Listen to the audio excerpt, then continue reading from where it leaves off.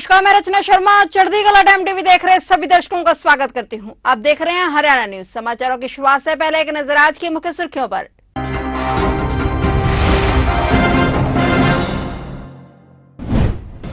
सांसद खेल स्पर्धा के तहत आयोजित प्रतियोगिता में पहुंचे विधायक असीम गोयल। कुरुक्षेत्र के दूसरे द्रोणाचार्य खेल स्टेडियम में आयोजित हुई सांसद खेल स्पर्धा में कबड्डी व कुश्ती की प्रतियोगिताएं। गूगल में संस्कृत भाषा को ट्रांसलेट किए जाने पर गृह मंत्री विज ने दी प्रतिक्रिया। गृह मंत्री विज ने किया गूगल का धन्यवाद। हरियाणा की बेटी ने जीता मिसेस विश्व सुंदरी 2022 का खिताब। पानीपत जिले की बेटी प्रियंका जुनेजा ने प्रदेश का नाम विश्व भर में किया रोशन।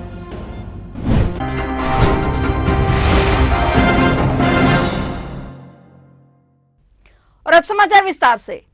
सर्च इंजन गूगल में संस्कृत भाषा को ट्रांसलेट किए जाने पर हरियाणा के गृह मंत्री अनिल विज ने अपनी प्रतिक्रिया दी है। विज ने गूगल का धन्यवाद करते हुए अपने ट्विटर हैंडल पर लिखा कि धन्यवाद गूगल, हमारी प्राचीन भाषा संस्कृति को अपनी ट्रांसलेट एप्लीकेशन में स्लिप्त करने के लिए धन्यवाद। विज ने इस पर अपनी प्रतिक्रिया दी। गूगल हमारे सवालों का जवाब कुछ ही सेकंड में दे देता है। कोई ऐसी भाषा जो हमें लिखनी पढ़नी नहीं आती तो उसे अपनी भाषा में कन्वर्ट कर हम गूगल ट्रांसलेट की मदद ले सकते हैं। खासतौर पर विदेश में पर्यटक इस एप्लीकेशन का बखूबी इस्तेमाल करते हैं। गूगल में अब तक पहले से मौजूद भाषाओं में संस्कृत संलिप्त नहीं थी, लेकिन अब गूगल ने अपनी इस एप्लीकेशन में भारत की प्राचीन भाषा संस्कृत को भी जगह दी है। गूगल के इस कदम को हरियाणा के गृह मंत्री अनिल विज ने खूब सराहा है।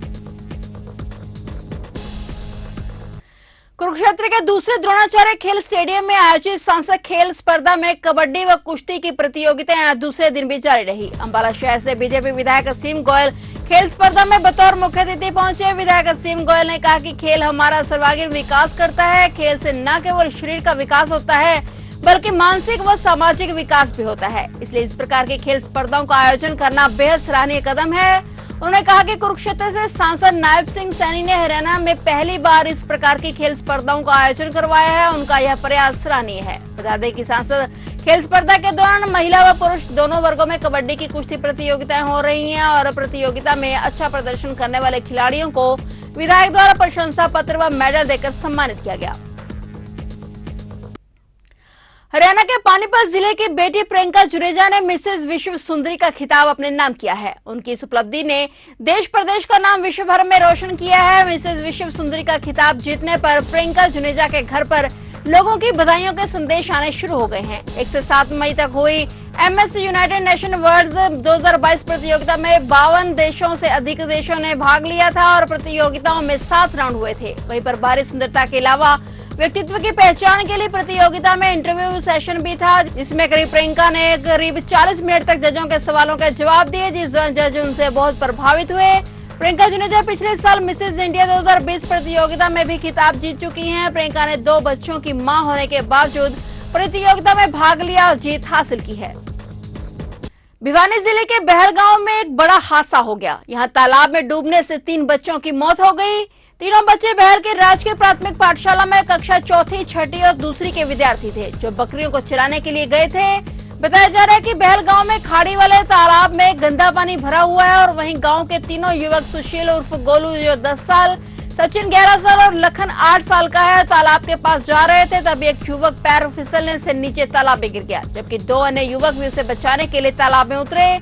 तीनों बच्चे पानी में गिरने के बाद दलदल में फंस गए। वहीं बच्चों के तालाब में गिरने की सूचना पर आसपास के लोग मौके पर पहुंचे और कुछ युवकों को रस्सी के सहारे तालाब में उतारा। इसके बाद तीनों बच्चों को तालाब से बाहर निकाला गया।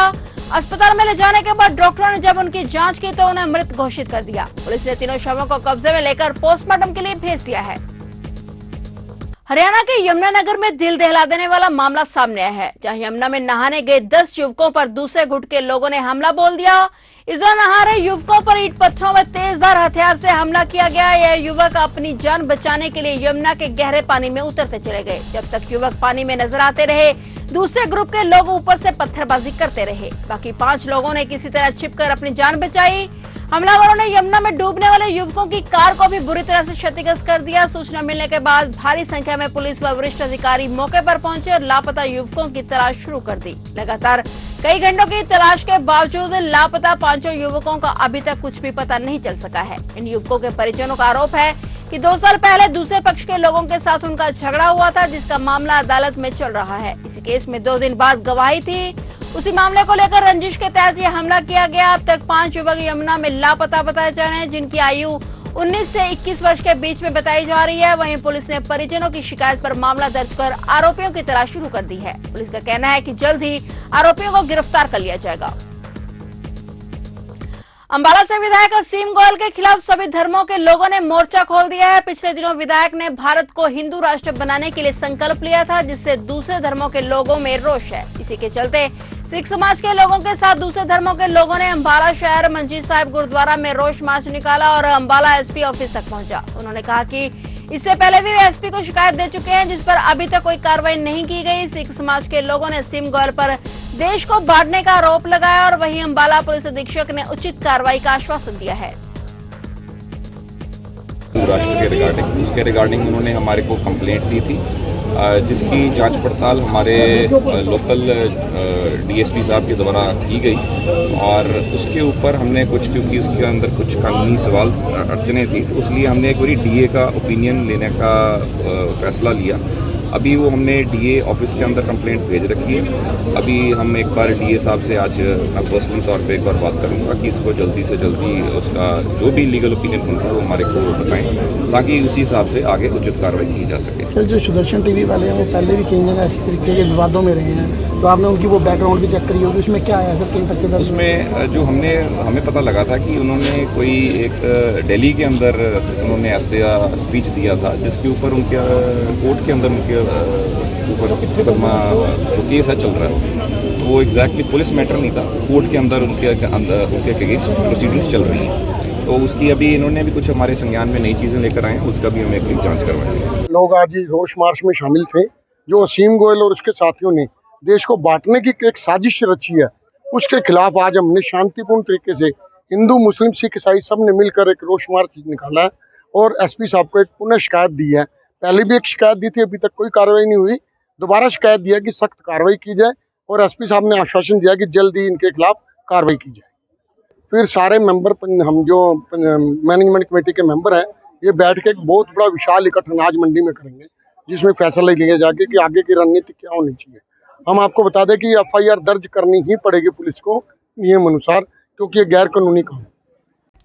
कैथल जिले की सबसे बड़ी विधानसभा कलायत में भारतीय सेना में भर्ती प्रक्रिया को शुरू करने की मांग को लेकर कलायत में 8 मई 2022 को ज्ञापन देने वाले युवाओं के विरुद्ध दर्ज मामले को निरस्त करने और सेना भर्ती ओवरेज हुए युवाओं को 2 वर्ष की छूट का लाभ देने के लिए मार्फत एसडीएम उपमंडल कलायत को मुख्यमंत्री के नाम ज्ञापन सौंपा गया। 8 मई 2020 को हरियाणा के मुख्यमंत्री के नाम ज्ञापन देने के लिए कलायत के नेशनल हाईवे 152 स्थित गांव शिमला में एकजुट हुए और युवाओं पर पुलिस द्वारा एफआईआर दर्ज कर मामले में निरस्त करने के बारे में भी सभी उपमंडल कार्यालय में इकट्ठे हुए। युवाओं ने उपमंडल पर नारेबाजी कर सरकार के खिलाफ रोष प्रकट किया। युवाओं ने विशेष रूप से ओवरएज युवाओं को 2 साल की छूट देने की मुख्यमंत्री से अपील की। किया था उन युवाओं का ये कहना था और उसमें हमारी एफआईआर दर्ज होगी कि उस लोगों पर केस दर्ज होगा, वो उसको वापस लेने के लिए और भर्तियाँ शुरू कराने के लिए उन्होंने आज ज्ञापन सौंपा है, जो कि हम अपने उच्चाधिकारियों को भिजवाएंगे। जिन साहब, और भी युवाओं की मांग आई थी कि उनके पास ट्रैक नहीं है, स्टेडियम नहीं है, उसका जो बात थी जैसे और किसी भी उसकी वजह से अगर स्पोर्ट्समैनशिप की आड़े आती है तो हमें उससे बचना चाहिए। तो सर एफआईआर दर्ज की बात थी, एफआईआर दर्ज की जो बात है उसको भी हम उच्चाधिकारियों से मैं बात करूँगा, इन बच्चों की रिक्वेस्ट जो है मैं ऊपर तक पहुँचाऊँगा, देखते हैं क्या कार्रवाई। अंबाला पुलिस ने हरियाणा पंजाब में चोरी की वारदात को अंजाम देने वाले 2 युवकों को गिरफ्तार किया है। ये युवक महंगी बाइक्स को चोरी करते थे। पकड़े गए दोनों युवक अंबाला के रहने वाले हैं। पकड़े गए युवकों में एक आर्किटेक्ट का छात्र है और दूसरा फैक्ट्री में काम करता था। पुलिस ने इनसे 22 महंगी मोटरसाइकिल बरामद की है, जिन्हें ये मास्टर की मदद से चोरी करते थे। अंबाला पुलिस की एंटी व्हीकल थेफ्ट टीम को एक बड़ी कामयाबी हासिल हुई है। 11 मई को उन्होंने 2 शातिर चोरों को गिरफ्तार करने में कामयाबी हासिल की, जिसके अंदर जिनके नाम इस प्रकार से हैं: ठाकुर कपूर, जो कि दुर्गानगर अंबाला का रहने वाला है और हाल में ये housing board colony Baldev Nagar में रह रहा था, और इसका साथी गुरप्रीत सिंह, जो कि मंडोर गांव का थाना पंजोखड़ा का रहने वाला। इन दोनों को अंबाला पुलिस की एवीटी टीम द्वारा गिरफ्तार किया गया और इनको 2 दिन के पुलिस रिमांड पर लिया गया। इनकी पूछताछ के दौरान इन्होंने टोटल 28 वारदातें पंजाब और हरियाणा की कबूली हैं, जिसके अंदर इन्होंने मोटरसाइकिलों की चोरी की वारदातों को अंजाम दिया। इसमें से 28 में से 22 मोटरसाइकिलें हम इनमें से रिकवर करने में कामयाब हुए हैं। इसमें काफ़ी जो एक्सपेंसिव मोटरसाइकिल्स हैं जैसे कि KTM, बुलेट, पल्सर 220 वो भी शामिल हैं और इसके अलावा अन्य मोटरसाइकिल भी हैं। और टोटल जो केस प्रॉपर्टी हमने अभी तक रिकवर की है उसकी कीमत लगभग 14 से 15 लाख से ज़्यादा होगी। अभी इनके कुछ साथी गिरफ्त से बाहर हैं। हमें उम्मीद है कि आने वाले दिनों में इनके जो भी जिनको ये सप्लाई करते थे और इनके साथ जो और इनके साथी थे उनको गिरफ्तार करने में कामयाब होंगे और उसमें हमें उम्मीद है कि कुछ और वारदातों का खुलासा भी हो सकता है। सर जैसे कि जी बिल्कुल, हमारे पास पूरी इन्फॉर्मेशन है, लेकिन अभी मैं मीडिया से वो सारी जानकारी अभी साझी नहीं कर पाऊँगा। हमारी टीमें उसके ऊपर लगी हुई हैं। जो इनके बाकी साथी अभी गिरफ्त से बाहर हैं उनको भी जल्दी गिरफ्तार किया जाएगा और उनसे रिकवर भी की जाएंगी बाइक्स और फिर आपसे हम शेयर भी करेंगे सारी।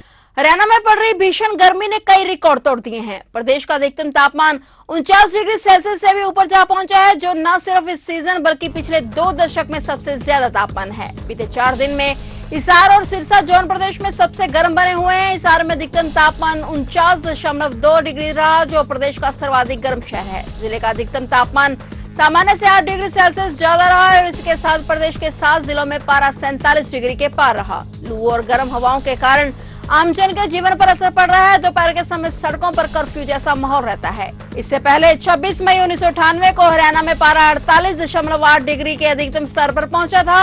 मई 2020 में अधिकतम तापमान 48 डिग्री दर्ज किया गया था और इसके बाद रविवार को तापमान पिछले सभी रिकॉर्ड तोड़ते हुए 49 डिग्री तक पहुंच गया और मौसम विभाग के अनुसार आगामी दिनों में भी पारे में और अधिक उछाल देखने को मिल सकता है। फिलहाल हरियाणा न्यूज में इतना ही और नए समाचारों के साथ फिर से हाजिर होंगे। तब तक के लिए देखते रहिए चढ़ती कला टाइम टीवी।